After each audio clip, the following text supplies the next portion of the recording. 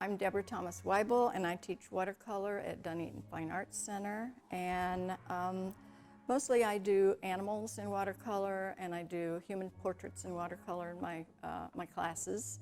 I was going to do a eye workshop tomorrow morning, but that's been canceled, and hopefully we'll be able to reschedule it. This is going to be a little fast demo of drawing and painting a cat's eye. Obviously, this is not like being in class, there's no interaction, but maybe it'll give you a taste of this and you'll want to come to some classes once we open back up again.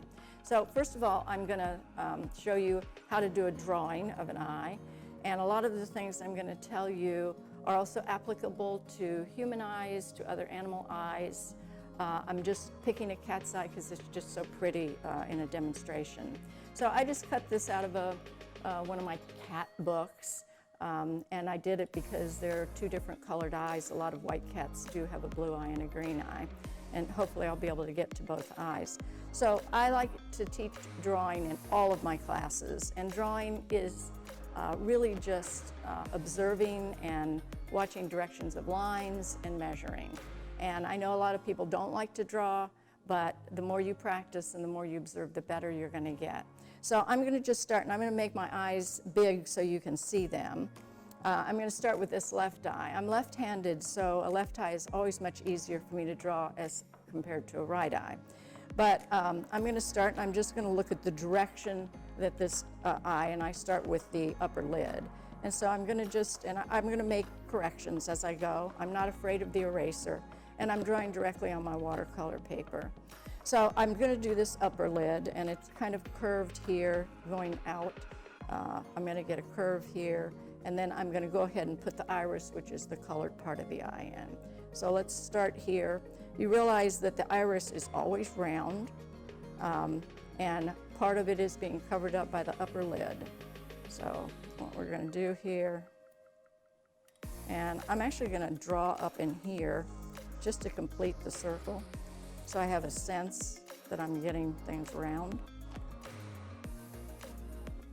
Okay, and then you know, we really are shape makers as artists, and I try to look at shapes instead of what I think it should be. So there's a little shape up next to this, and this is called the carbuncle, and it comes down like this, and then this kind of slants down a little bit. I'm going to change that a little bit. And then there's a little pink area around the eye. I'm going to draw that in. And it gets thinner right here. It's a little thicker right here. Okay, so I have something that is representative of this eye. It may not be perfect, but I'm going to come down here just a little bit more. I'm going to go ahead and put the pupil in. The space on this side is about the same amount of space on that side. It comes down about halfway, and so I'm going to put it in here. It's a little bit fat, kind of looks like a teardrop here. Okay, so I've got that eye pretty much drawn the way I want it. I'm going to erase what I don't want there, and usually I go ahead and when I draw, I take some of this off of my watercolor paper because I don't want a lot of graphite in my watercolor. You really should do your drawings on sketch paper and then transfer them to watercolor paper, but I'm really bad about doing it right on the. Then if you want to do the other eye, the other thing I want to point out is you have to make sure the height and the width, and I check the height of the eye against the width of the eye. So I'm going to just check here and see if I'm about right. I'm a little bit off here. So I'm going to make this a little smaller and this a little bit smaller. And then I'm going to erase a little bit of this. So I always need to know how to get to the other eye, how much space I need. And if I do this iris width, and I'm going to turn my pencil because cat's eye is slanted, and then I'm going to turn it back. And I go just about to the middle. So I'm going to just use that, and I'm going to come over here. That's about the middle, and it's actually a little bit in from that, and so it's there. And this is how I teach drawing. I'm going to line things up. The top of this eye, if I go straight across, this eye's higher. if I go from the bottom of this eye is still a little bit higher. So I might just put a very light line here. I know it comes this far. I know it goes higher than this. So I'm going to start right here. This where my little caruncle is. I go a little bit higher. And I'm going to, hopefully I'm not in front of you because of my left hand here. And this eye is also as big as the other eye. So I'm going to go on up here, and then I'm going to put in my iris here. And this is up higher. I'm going to come about like that. And this has got a different pupil in it. If you see, it's very skinny. I'm going to put this in. I'm doing this very quickly. And this is a little caruncle. So that's my two eyes there. I always put out fresh paint, and this is the hardest thing I have with my students is getting them to put out fresh paint. They don't want to waste their paint, so they put little tiny dabs of paint. And you've got to be able to get a lot of pigment. And if you're sitting there with dry paint, you're just constantly trying to pick up pigment.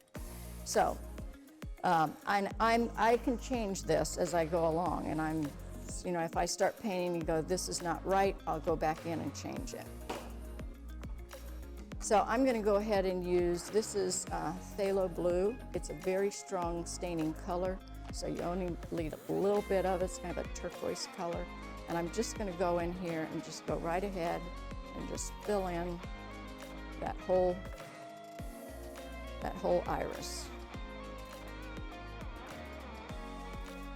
Now, I wouldn't normally have this much drawing on here.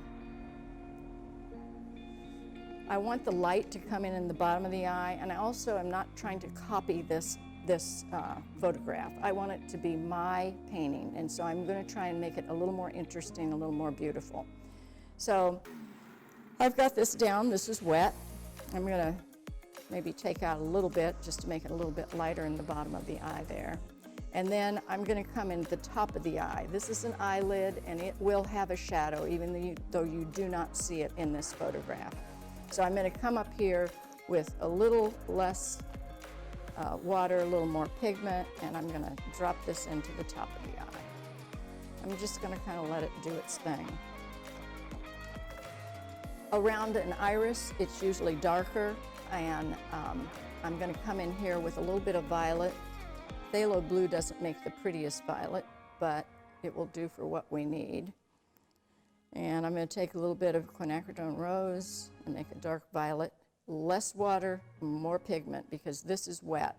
And when I go next to it, I don't want it to bloom. I want it to soften. I don't want it to bloom. So I'm going to come around here and make this a little darker. And I like that it's next to that wet iris. It'll soften. And you shouldn't just keep touching things. Watercolor is wonderful because it kind of does its own thing, which is really beautiful. So while that's doing something right now, I'm going to go ahead and come in here with this pink around the eye. And I'm going to start out with just a little bit of light colored quinacridone rose, and I'm going to start up in here. And then I don't want to just do one color all the way across. I want to make it more interesting. So I'm going to come in here and do something a little more violet-y, and just touch up where the other is. I might make it even a little bit more violet-y.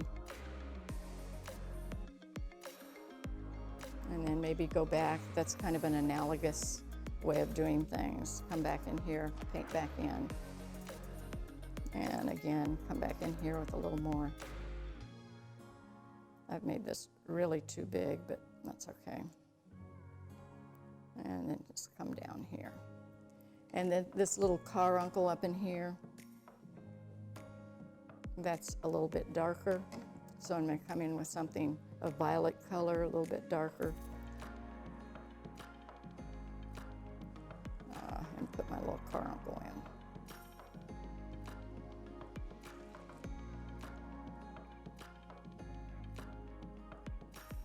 And you see how I touch the edge of those things just so it starts to blend a little bit. Okay. This is kind of feathered up in there. I'm not worried about it. I'm going to go ahead and put my pupil in, and I usually make my blacks. Black out of a tube is very dull, so my go-to black is ultramarine blue and quinacridone burnt orange. I mix those together. You can end up with a warm or a cool black depending on how much of each you use. And I'm not putting much water in there. So put my little pupil in.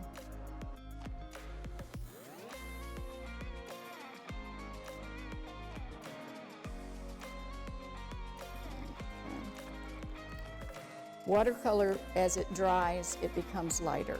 And so you have to many times keep going over things. I'm gonna lift this out a little bit. Just put a little bit of water in there. And pick that up. This is lightened up, so I'm gonna go back in there. And put a little more color up in there. So I have a shadow up at the top of the eye.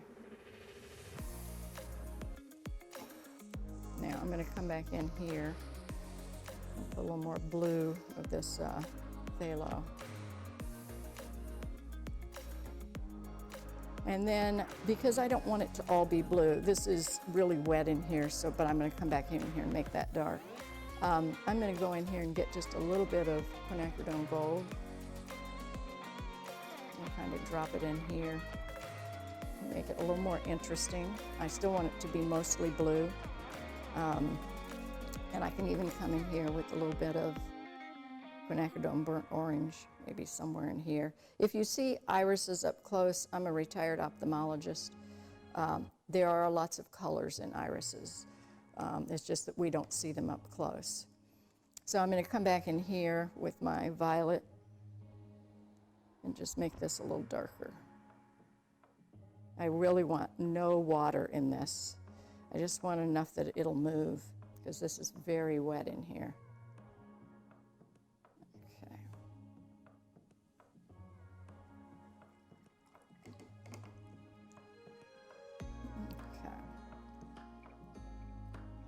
Okay. I'm just softening edges here with a damp brush. And I'm going to soften this. I don't want hard edges. They are not pretty.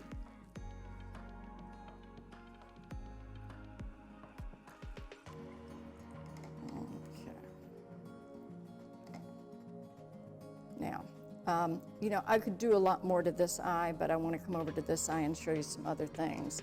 The thing that I would do here, I would keep working on this, but I would come in with some white paint. If you do any transparent shows, you cannot use white paint, but I don't do transparent shows. So I use casing, which is a milk-based paint. It's water-based. You can also use gouache. You can try and save your white paper. It's not easy to do, particularly when they're really small things, unless you mask. So I'm going to take a big glob of this, and I'm just going to come in here. It's still wet in here, and put a little bit of highlight. I also usually will put a little bit down in here, just to make the eye look juicier. A little bit in here. Plus, you will also see on cat's eyes, this is a little script brush. You'll see a little bit of hair. Even if you don't, it makes it pretty to put in. To put a little bit of hair over top of this.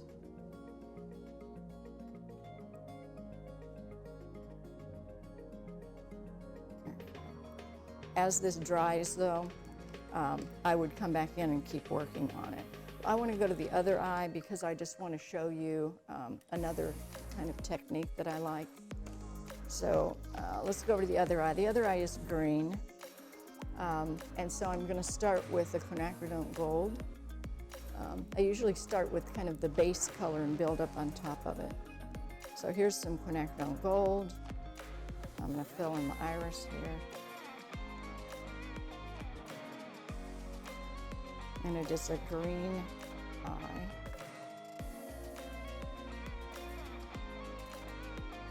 And so I'll just go ahead and keep using my phthalo. And I'm just going to drop some phthalo in there. I'd like for some of that gold to show through. So once I put this on top, it mixes and becomes kind of a green color. Around the edge of this eye, it looks very brown, kind of a very dark brown to me, so I'm going to take my quinacridone burnt orange, pick up a little bit of this black, make it really dark.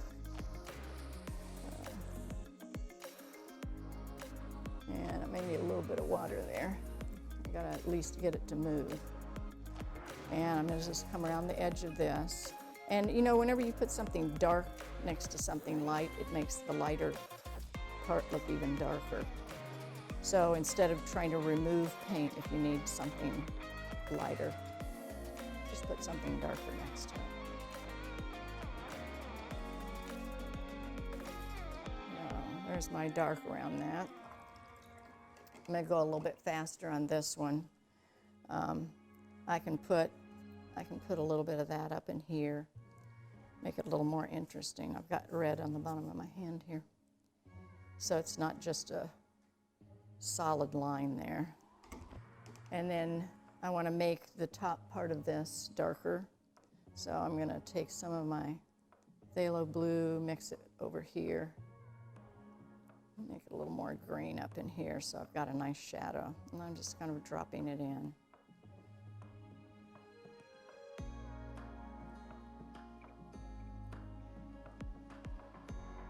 This is all still very wet. I'm going to go ahead and put my pupil in. Less water, more pigment. And remember, this pupil's a little bit skinny.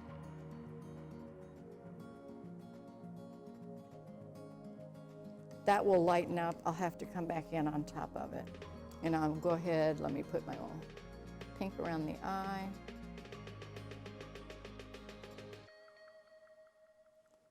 Change it up just a little bit.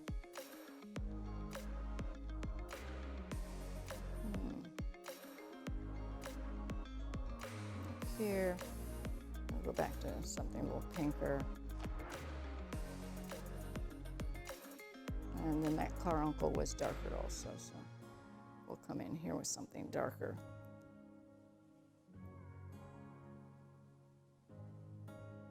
Okay.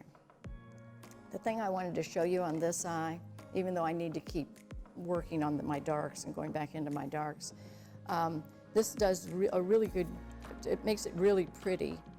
I use this casing and I mix it with other colors, and I just love the way it looks. There's something very, I don't know, very opaque, marbly about it.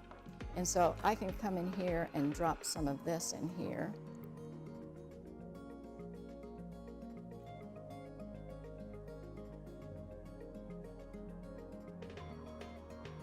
Let's put a little bit more blue here.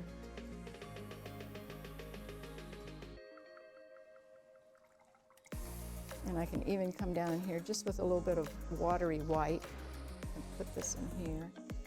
Makes it look lighter in here. I'm going to come back in here with something a little bit darker because I'm losing my dark up in here.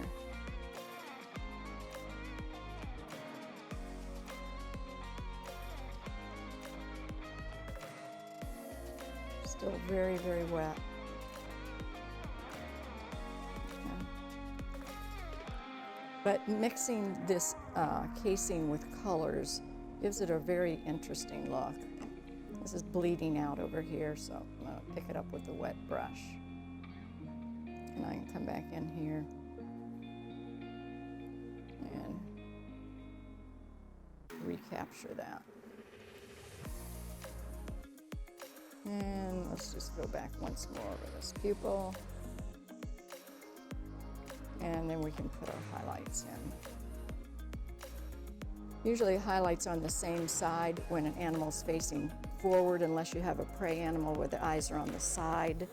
And then the highlight can be on the lateral sides and not on each side. But a cat usually faces pretty much forward. So I'll put a little bit of highlight in here. down here, make it look a little bit wetter. And again, I would go back in and push my values there a little bit as things dried. Let's just put some cute little lashes. Again, this is, I think I probably already said, this is like the sprinkles on top of a cupcake. You do this at the end. Everybody wants to do their little details at the beginning because everybody loves details. But this is something you've got to save until the end. Details are end stuff.